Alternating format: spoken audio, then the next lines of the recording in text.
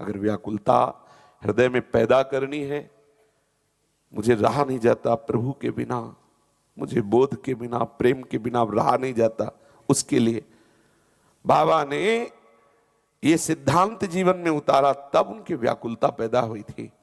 कोई ये बात मानकर ना टाल दे कि वो बहुत जन्मों से साधना में रत थे इसलिए उनकी ऐसी स्थिति आई, चलो मान गए, तो वो बहुत जन्मों में जो कमाए वो हमें अभी दे रहे, क्यों नहीं ले रहे हो? जरूरी है बहुत जन्म दौड़ो?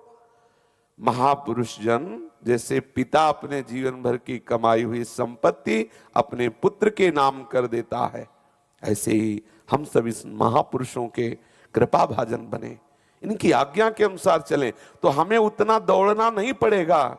हमें इसी जन्म में बहुत कम समय में वो लाभ मिलेगा जो उन महापुरुषों ने बहुत जन्मों में तपस्या करके जो बात अनुभव की वो हमें एक सेकंड में बता रहे, एक सेकंड में। हम अपने जीवन में कहीं ढिलाई न करें। साधक की कमी क्या होती है? वो मन को दुलार करके चलना चाहता है।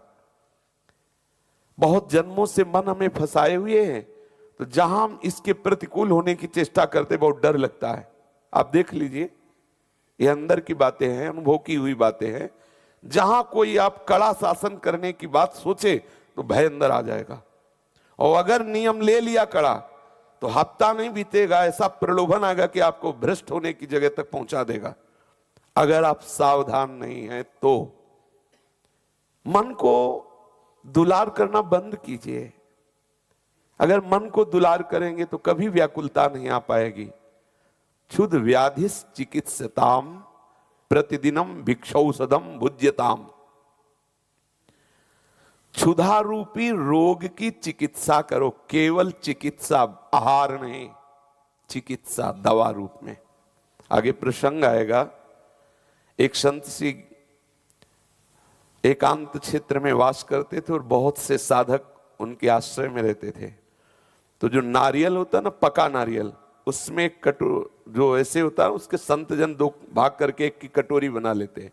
अब उस कटोरी में कितना आटा आता होगा आप सोचो। पक्के नारियल का, जो पक्का नारियल होता है, और उसको जब निकाल तो अंदर नारियल के पहले ऊपर एक निकलता है ना, उसे नारियल की कटोरी संत जन बनाते हैं। जैसे लकड़ी के पात्र, रज के पात्र, तो नारियल के पात्र रखते हैं। एक छोटी सी इतनी बड़ी बनती है, पानी चाय आदि पीने। उस कटोरी भर केवल 24 घंटे में आटे की रोटी बना खाने के लिए आदेश था, बस इतना। उसमें पतली पतली 2 रोटी बस, तीसरी नहीं बनती थी। इतना, मतलब वो इतना बड़ा गोला होता है, उसके 2 भाग कर दीजिए। अब एक कटोरी में, और आटा ऐसे बोरते, अपने हाथ से देते ऐसे, बस आप उतना ही सेवन करें, बस 24 घंटे में एक बार उतना ही। सबके पेट चिपके हुए सब, तो सबको अध्यात्म उन्नति प्राप्त थी। यहां आदेश करें, क्षुध व्याधिस चिकित्सताम प्रति। आप देखो, करके तो देखो, थोड़ा भोजन कीजिए तो आपके अंदर ऊर्जा शक्ति बनेगी। वो आपको परमार्थ का अनुभव कराने के लिए प्रेरित करेगी। आपका भजन, आपका चिंतन, आपकी एक प्रबल जिज्ञासा ये नवीन होती चली जाएगी, जागृत हो। और जहां आप ठास ठास के भर लिए, बेकार हो गया। भोजन बहुत बड़ा परमार्थ में सहायक और बाधक भी है। यदि आप वो भोजन ऐसे पाए कि पाने के बाद लगा आहा छक गए, तो साधना आपकी बाधित हो जाएगी। पूज्य बाबा का अनुभव, साधक उतना भोजन करे कि भूख लगे, कि बोले छक गए, तो वो निर्णय करने में थोड़ा रुके कि अभी वो उतना बस भोजन होना चाहिए। अगर आपकी 6 रोटी में पेट भर जाता है तो 3 से काम चलाओ, 6 मत पाओ। क्षुध व्याधिस चिकित्सताम प्रतिदिनम भिक्षौषधम भुज्यताम। एक दिन पूज्यपाद श्री महाराज उड़िया बाबा जी साधकों को पूड़ी आई हुई थी भिक्षा में, तो परोस रहे थे। कुछ मोटी पूड़ी थी ग्रामीण, कुछ पतली थी, तो ऐसे पहले पतली ऐसे परोसा, फिर ऊपर मोटी डाल दी और दूर खड़े हो गए। उनमें से एक ब्रह्मचारी जी थे, नीचे वाली पतली निकाले और पाने लगे। बोले घर चले जाओ, ब्याह करो, अच्छा रहेगा, बैरागी बनने लायक नहीं हो। क्यों निकाला नीचे से? बोले थोड़ा नरम और पतली है। तो बोले घर जाओ तो बहू गरम गरम बना के पवाएगी, बाबा जी बनने लायक नहीं, जाओ। बाबा बड़ा कड़ा शासन रखते थे। प्रारब्धवशात प्रतिदिनम भिक्षौषधम भुज्यताम, भिक्षा में जैसा निरपेक्ष, आप भोक्ता क्यों बन रहे हैं?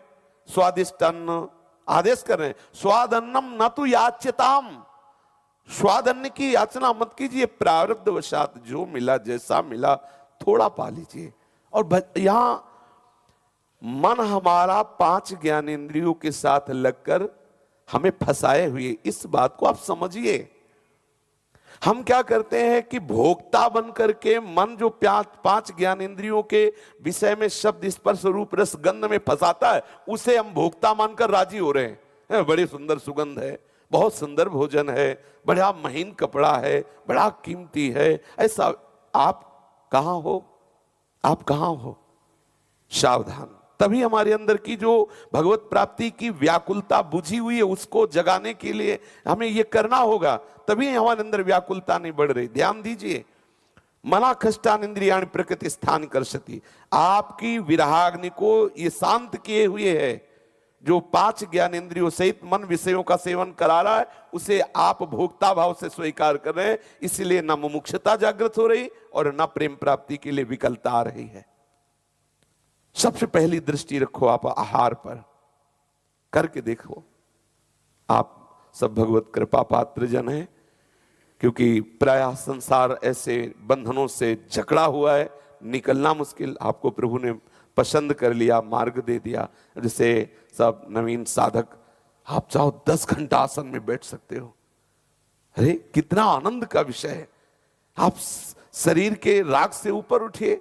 नए नए साधक है, 30 मिनट भी बैठना मुश्किल। दर्द रोग ग्रसित शरीर हो जाने पर फिर बात नहीं बनती। यावत स्वस्थमिदम गृहम कलेवरम, आप चाहे 10 घंटे बैठ सकते हैं। आप क्या समझ, अभी 4 वर्ष पीछे तक 6-6 घंटे सिद्धासन पद्मासन पूज्य बड़ी माता जी जब पधारी तब ये था। अब वो रोज का रोज बिगड़ता चला जा रहा सिस्टम, तो हाथ में नहीं है कुछ।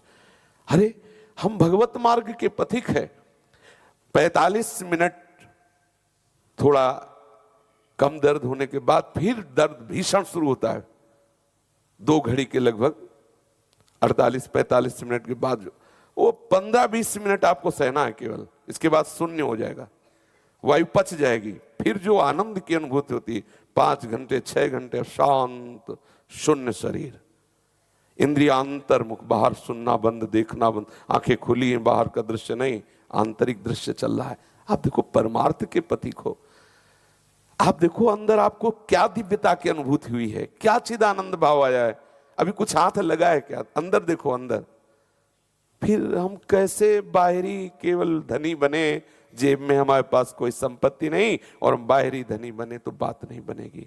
फिर वो धीरे से पाखंड रूप धारण कर लेगा, वो नाटक हो जाएगा।